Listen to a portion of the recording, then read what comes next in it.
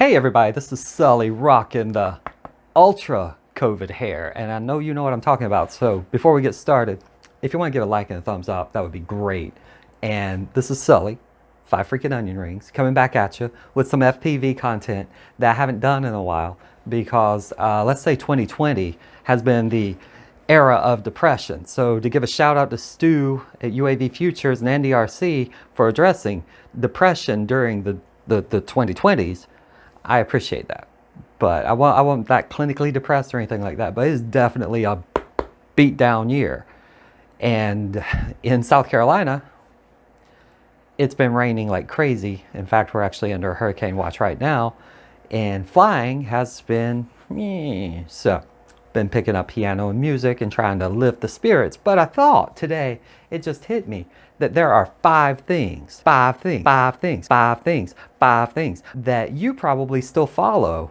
They're old advice that you probably still follow. Or you might not know that you follow it, but you probably still follow it.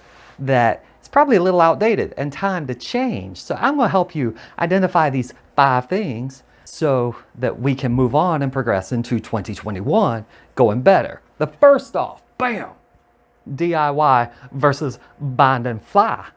And so in the old model, DIY was the only way to go, and bind and fly was only for those little people who suck at soldering. DIY was like the ooh, we've got to, get everything perfect and spend all and piece it out. I'm a PC builder, trust me, I'm DIY all the way.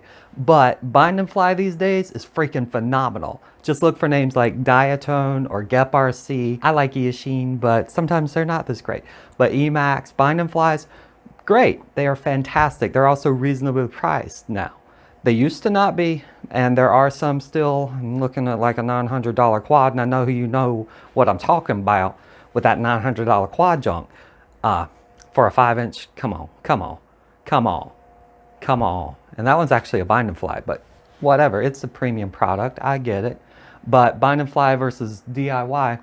I used to be a DIY person, I still am to an extent, but bind and fly is so easy now that it's kind of it's no longer the advice I would give people. I'd say go ahead and buy your first quad. Be happy. Enjoy the heck out of it. Because they're so far better than the X220 that I started on. So that's okay. Now, moving on.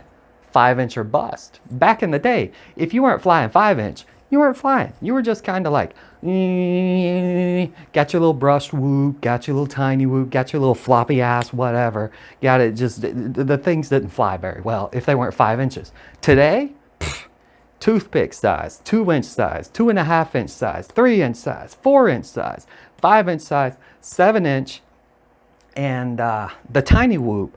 All of those are pretty freaking good, except I don't like the 2-inch size, and I don't like things with prop protectors unless they're cinematic whoops or cinematic quads. They have their place, but if you're doing freestyle, anything without prop protectors these days, phenomenal. So 5-inch or bust, old news. Don't follow that stuff.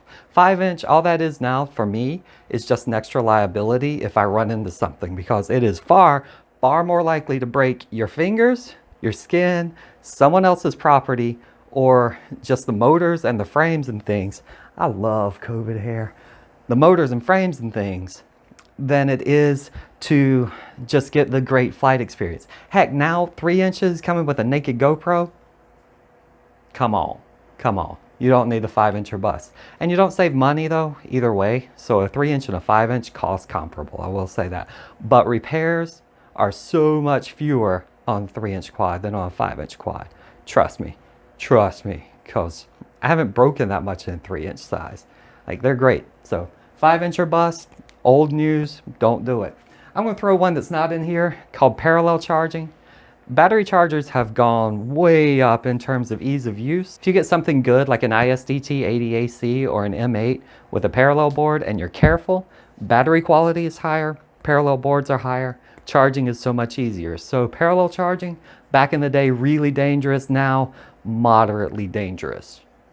It's not safe, totally, but it's still safer than it used to be. And it's still something you pretty much have to do unless you just have hours and hours and hours to spend charging up your batteries. And we ain't got time for that. So, boom. Next up, free sky or die. When I started, if you weren't flying a Taranis, $200 controller, you were just little peons. Like you bought the Razer flip phone to an iPhone party. I mean, shoot.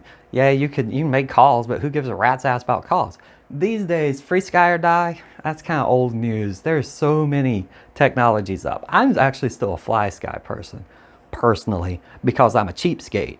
But free sky or die, you don't need that. There's OpenTX, there's, heck, I couldn't even tell you. That's the thing about remotes these days. It literally is not buy this or you suck. It's holy cow, there's so much open out there, and they're all so really good that right now, if I were to tell someone, hey, are you getting into FPV? I would tell them to go DJI and actually use the DJI one, because the gimbals are good and it just freaking works. And it's long distance, and you don't have the crossfire setup. And so, free sky or die, it's just old. Like, just drop the remote fights. They're not worth it anymore. Which gets me to DJI or Fat Shark. Now, when we talk goggles, that's a totally different concept, because goggles make the flight experience. But back in the day, if you weren't rocking Fat Sharks, you just were like a little, again, peon bringing the Razer phone to a Apple iPhone opening. Like, it's just, whatever. And if you don't know what a Razer is, why are you watching my channel? Because I'm normally in the 40-ish crowd, not the 18 crowd, so whatever. But if you weren't rocking Fat Sharks, you just weren't rocking. Now, Fat Shark does make a good goggle. They do. Now there's Sky Zone. Now there's, even the eSheen goggles are good. They're good. I still rock the EV800DM's micro because they're small and I like the box, because I can see that with the little magnifying glass. I can see those, and it's very easy to fly, and I enjoy that to no end. Now, why do I have DJI up here? Because that is now the new thing of, ooh, you gotta go digital or bust. And while digital is cool, digital FPV, you know, where you get to fly in HD and everyone's all excited about it and they're happy about it. While that is really cool, it's not the greatest thing ever. And, well, it's really good. And I don't have too many bad things to say about the DJI thing, but it is pricey as freak. So for $800, it's pretty pricey. It's pretty pricey. But DJI, man, they might have a ace up their sleeve with their new goggles. So the digital thing's hard to beat. I gotta say, but that's going to become the new thing. That in 3 years, people are going to be like, "Why'd you buy DJI?" Just remember, everything evolves. Now, we're at a point in software with Beta Flight and with MU Flight that I literally did a live run through last night. Out of the whim, just flashed Beta Flight, popped it on.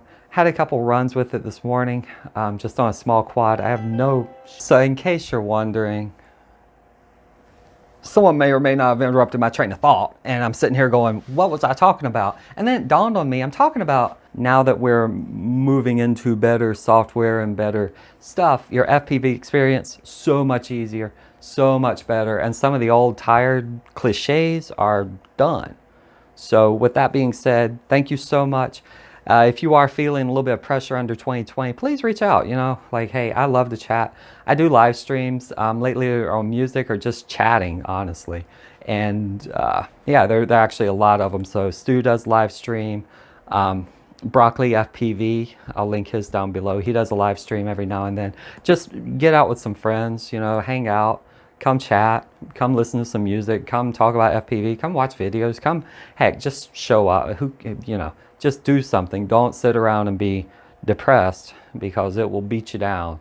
And trust me, without some help, you might not win that fight very easily. So anyway, other than that, thank you so much. This is Sully, got the Noggin Knocker, and 5 things that need to just evolve in FPV and the way of thinking. So thank you so much. If you got the COVID hair, you got to give a like and a thanks down below, and leave a comment. Let me know what you're thinking. And if you have some things that you think are outdated, let me know in the comments down below. Because I tell you, DIY and bind and fly, it's not that much of a difference anymore. Because you got to learn a little bit for each to work, but they work. And they're both freaking awesome. So let's get out there and fly. Enjoy yourself.